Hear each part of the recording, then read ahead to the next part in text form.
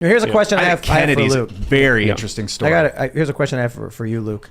You made the bold claim about the Satanist influence in the music industry. And we hear a lot of this stuff from back in the day about like playing records backwards and there's like a secret message.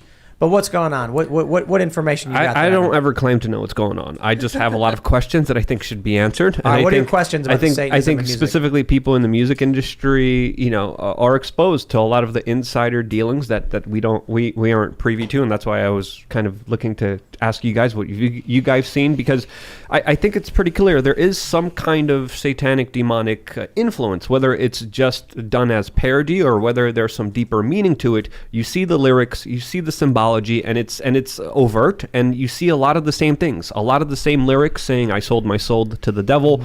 I don't claim to know exactly what's going on here, but being in the music industry, how do you guys see it? Well, real quick, I'm going to get a button for my Stream Deck that plays a sound bite from Boondock Saints when Willem Dafoe says symbolism when the guy says symbology. That's a good movie. That was a good movie. So yeah, what's going on, man? So we see it too. I mean, look at the biggest artists in the world are getting on the MTV Movie Awards, and then you look at the subliminal messages behind. You look at even Disney.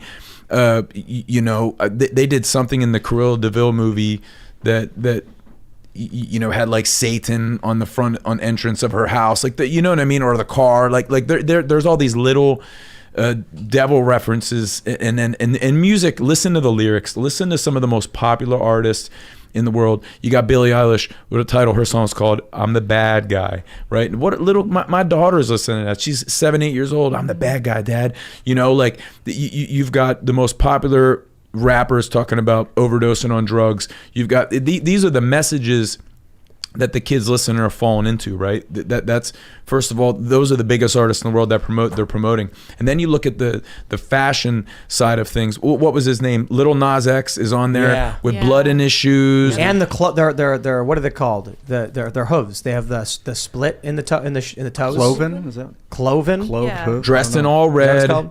Then they also say there's satanic rituals with the white and black floors in the videos. Like if you look at some of the biggest artists in the world, like it might be Jay-Z might be one of them. You almost get scared to say some of these people's names. When they shoot the videos, they say that they shoot some of these videos on the black and white floors and all this stuff. Like these places are where like rituals happen, where there've been like sacrifices. Like you hear these rumors in the music industry, and I don't think a lot of it's rumors. I think that there is. But check this out.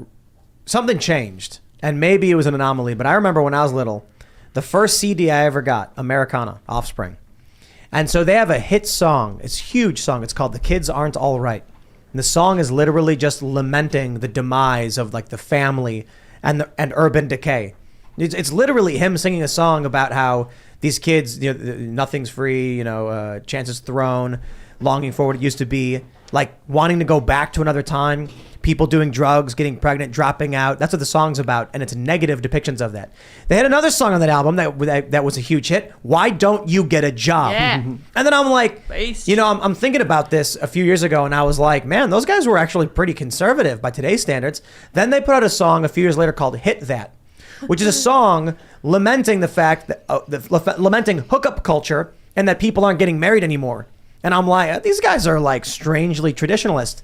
But of course, now today they're like, you're fired from the band because dude could not get a vaccine.